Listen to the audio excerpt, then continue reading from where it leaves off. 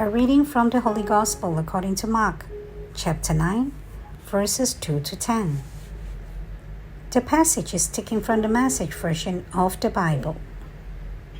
6 days later, 3 of them did see it. Jesus took Peter, James, and John and led them up a high mountain. His appearance changed from the inside out, right before their eyes. His clothes shimmered, glistering white, whiter than any bleach could make them. Elijah, along with Moses, came into view in deep conversation with Jesus. Peter interrupted, "Rabbi, this is a great moment. Let's build 3 memorials, one for you, one for Moses, one for Elijah." He blurted this out without thinking, stunned as they all were by what they were seeing. Just then, a light radiant cloud enveloped them, and from deep in the cloud a voice, "This is my son, marked by my loved. Listen to him." The next minute, the disciples were looking around, rubbing their eyes, seeing nothing but Jesus, only Jesus. Coming down the mountain, Jesus warned them to secrecy. "Don't tell a soul what you saw. After the Son of Man rises from the dead, you are free to talk." They puzzled over that, wondering what on earth rising from the dead meant.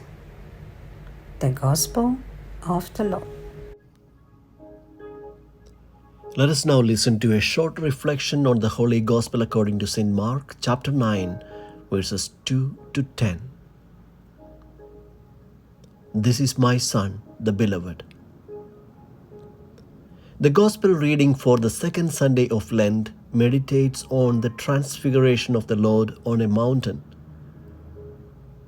The passage opens with the phrase, "after 6 days." As we heard in yesterday's Gospel, the disciples of Jesus, despite being with him, seeing his miracles and listening to his teachings, failed to understand the true person of the Lord.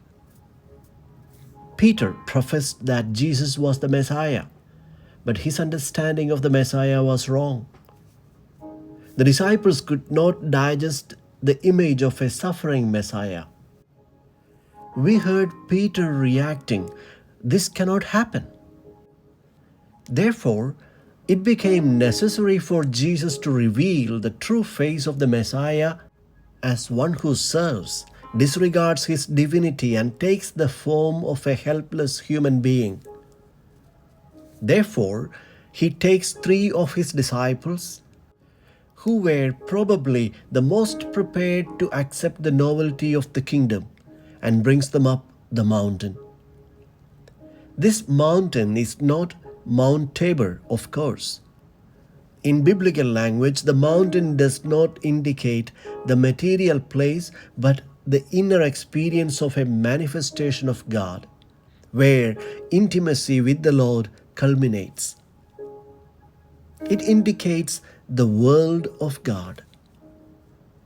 Jesus took them up the mountain.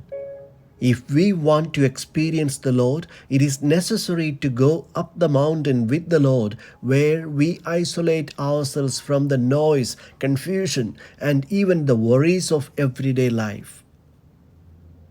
The disciples loved the idea of remaining in those moments of spiritual intimacy. Peter exclaims, "Lord, it is good that we are here." He has been delighted by the beauty of the face of God. 6 days ago, Jesus asked him, "Who do you say that I am?"